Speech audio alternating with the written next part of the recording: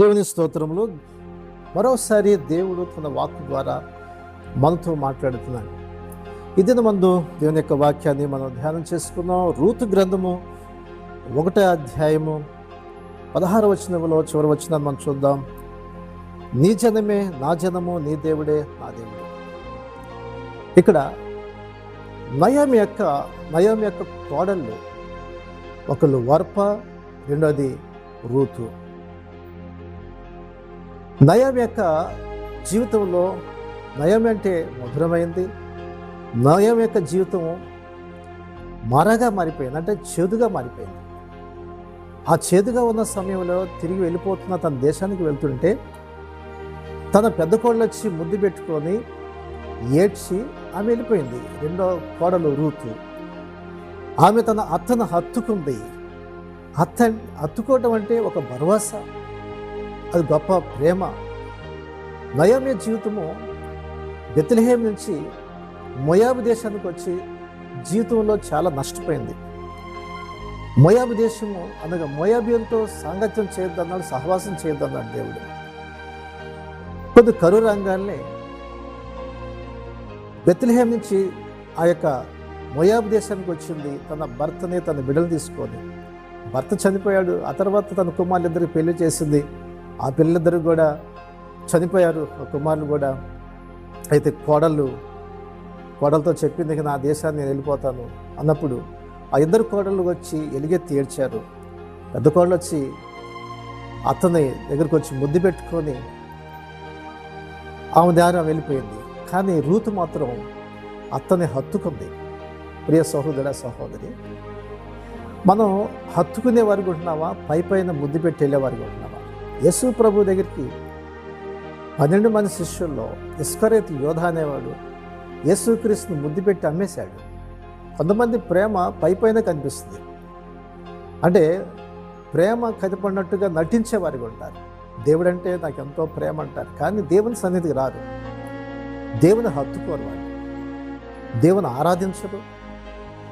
ఆయన నీ జీవితంలో ఎన్నో కార్యాలు, ఎన్నో అద్భుతాలు చేశాడు. మనం సజీవులుగా ఉన్నామంటే దేవుని ఎంతో స్తుతించాలి, ఎంతో గనపరచాలి కదా. దేవుడు అంటే ఎంతో ప్రేమ అని చెప్తారు, కానీ పైన ప్రేమ దానివల్ల ప్రయోజనం లేదు. దేవుణ్ణి హత్తుకునే వారికి ఉండాలి. దేవుణ్ణి వెంబడించే విషయంలో వెనుతిరక్కోకుండా ఆయన హత్తుకునే వ్యక్తిగా ఉండాలి. 12 మంది శిష్యుల్లో కూడా మరి యోహాను యేసు యొక్క రొమ్మను ఆనుకునేవాడు ఉన్నాడు. దేవునికి బహు దగ్గరగా ఉన్నాడు. ఆయన బిడ్డలుగా ఆనుకొని అంత దగ్గరగా ఉన్నాడు. బిడ్డలు ఎప్పుడైనా చూడండి, పిల్లల్ని పిలిచి వాళ్ళని హత్తుకుంటే వాళ్ళకి ఎంత భరవాసి ఇచ్చినాడు, ఎంతో ధైర్యం కలిగి ఉంటారు. వాళ్ళ తల మీద చేసి నిమిరితే వాళ్ళకి ఎంతో ధైర్యం, ఎంతో సంతోషిస్తారు వాళ్ళు. కాబట్టి హత్తుకోవటం వేరు, ముద్దు పెట్టి వెళ్ళటం వేరు. కాబట్టి వార్ప ఆ ప్రేమను పై ప్రేమను చూపించింది, కానీ రూత్ అలా కాదు. నీ జనమే నా జనము, నీ దేవుడే నా దేవుడు, నువ్వు ఎక్కడ చనిపోతావో అక్కడే నేను చచ్చిపోతాను అని తన హత్తుకుంది. ఎంతో ధైర్యాన్ని ఇచ్చింది. అప్పటికే భర్తను పోగొట్టుకుంది, కుమారుని పోగొట్టుకున్నట్టు నయోమికి కోడలు ఎంతో ధైర్యాన్ని ఇచ్చింది. నేను తోడుగా ఉంటానని. కష్టాల్లో, శ్రమల్లో, శోధనలు ఉన్నప్పుడు ధైర్యాన్ని ఇచ్చేది ఎవరంటే మన ప్రభు యేసుక్రీస్తే. ఆయన మనల్ని హత్తుకునే దేవుడు ఆయన మనం బలపరిచే దేవుడు ఆయన. కాబట్టి నువ్వు ఆయన వెంబడించే విషయంలో మరి ఆయన హత్తుకొని ఉంటున్నావా, లేకపోతే పైన ప్రేమ చూపిస్తూ నటించే వ్యక్తిగా నీవు ఉంటున్నావా? చూడండి, అప్పుడప్పుడు కనిపిస్తారు చర్చలో కొంతమంది, అది పైన యొక్క ప్రేమ. అప్పుడప్పుడు ఏదో దేవుని పని చేయాలన్నట్లుగా నటిస్తూ ఉంటారు. కానీ దేవుణ్ణి హత్తుకునేవాడు దేవుని వాక్యాన్ని ఎప్పుడు ధ్యానం చేస్తాడు, ఎప్పుడు ప్రార్థిస్తాడు, దేవుని సన్నిధి సహవాసాన్ని విడిచిపెట్టడు, వాక్యాన్ని సారంగా జీవించడానికి తన జీవితాన్ని ఎప్పటికప్పుడు కూడా దేవునికి ప్రతిరోజు దేవునితో సంబంధాన్ని కలిగి ఉండడానికి ప్రయత్నం చేస్తాడు. దేవుని హత్తుకోవడం వేరు. దేవుని వెంబడించిన విషయంలో హత్తుకొని వెంబడించినప్పుడు ఆ ప్రేమ వేరు. మరి అటువంటి యొక్క ప్రేమ నీలో ఉందా, లేకపోతే పైన హత్తుకునేవాడు, పైన ముద్దు పెట్టుకునేవాడుగా, అనగా పైన ప్రేమ చూపించే వ్యక్తిగా నీవు ఉంటున్నావా?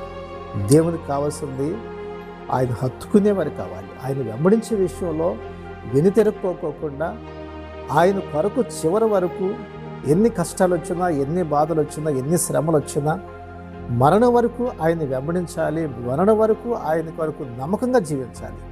అంతేగాని కొద్ది శ్రమలు రాగానే, కష్టాలు రాగానే నీది నా దారి నాది అని చెప్పేసి వెళ్ళిపోయే వ్యక్తిగా ఉంటే అది ప్రభువుని ప్రేమించిన జీవితం కాదు. అది కొంతమంది కొన్ని మేలు జరగంగానే, కొన్ని కార్యాలు జరగంగానే దేవుని ఎంతో ప్రేమ చూపిస్తారు. కొద్ది రోజులైన తర్వాత రాను రాను వారి యొక్క దేవునితో ఉన్న సంబంధం దూరం అయిపోతూ ఉంటుంది. ఆరాధన దూరం అయిపోతారు, వాక్యం దూరం అయిపోతారు, ప్రార్థన దూరం అయిపోతారు, దేవుని ఆరాధించే విషయంలో దూరం అయిపోతూ ఉంటారు. కానీ హత్తుకోవడం అనేది ఆయన్ని చివరి వరకు ప్రభు కొరకు ఎన్ని శ్రమలు వచ్చినా, ఎన్ని కష్టాలు వచ్చినా, ఎన్ని బాధలు వచ్చినా, ఎలాంటి పరిస్థితులు వచ్చినా నేను విడిచిపెట్టను, ప్రభు కొరకే చనిపోతాను. ఎలాంటి పరిస్థితులు, ఎందుకంటే నా ప్రభు నా కొరకు ప్రాణం పెట్టాడు. ఆయన నా కొరకు రక్తం చిందించాడు, నా కొరకు విమోచన కలిగజేశాడు. అందుకనే రూతు పరిశుద్ధ గ్రంథంలో ఆ పేరు రాయబడింది. రూతు యొక్క పరిశుద్ధ గ్రంథంలో ఆమె లిఖించబడింది. మరి బోయజం చేసుకుంది.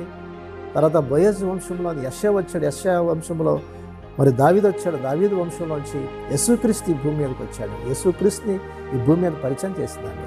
కాబట్టి ప్రియ సహోదరుడ సహోదరి, మరి ఓర్ప యొక్క పేరు ఆ తర్వాత కనిపించింది, కానీ రూతు యొక్క పేరు పరిశుద్ధ గ్రంథంలో రాయబడింది. కాబట్టి ప్రభుని హత్తుకుంటే నీ జీవితంలో చివరి వరకు కూడా ఎన్ని శ్రమలు కష్టాలు వచ్చినా ప్రభు కొరకు జీవిస్తే ప్రభు మహిమలో నీవు ఉంటావు, ప్రభు రాజ్యం ఉంటావు. అంటే కృప దేవుడు మనకి ఇచ్చిన ప్రార్థన చేసుకుందాం. పరిశుద్ధుడ, ప్రేమగల తండ్రి, దయగల నాయన, నిన్ను హత్తుకునేవారుగా, నిన్ను ప్రేమించేవారుగా, నిన్ను ఘనపరిచేవారుగా, మహింపరిచేవారుగా సహాయం చేయి. ఎన్ని శ్రమ వచ్చినా, ఎన్ని కష్టాలు వచ్చినా, ఎన్ని శోధనలు వచ్చినా నీ మహిమ కొరకు జీవించే జీవితాలు ప్రతి ఒక్కరికి దయచేయమని యేసు నామమున అడుగుచున్నాం తండ్రి, ఆమేన్. ఈ శ్రేష్టమైన సందేశం మీకు దీవెనకరంగా ఉంటే 10 మందికి షేర్ చేయండి, లైక్ చేయండి, మంచి కామెంట్ పెట్టండి.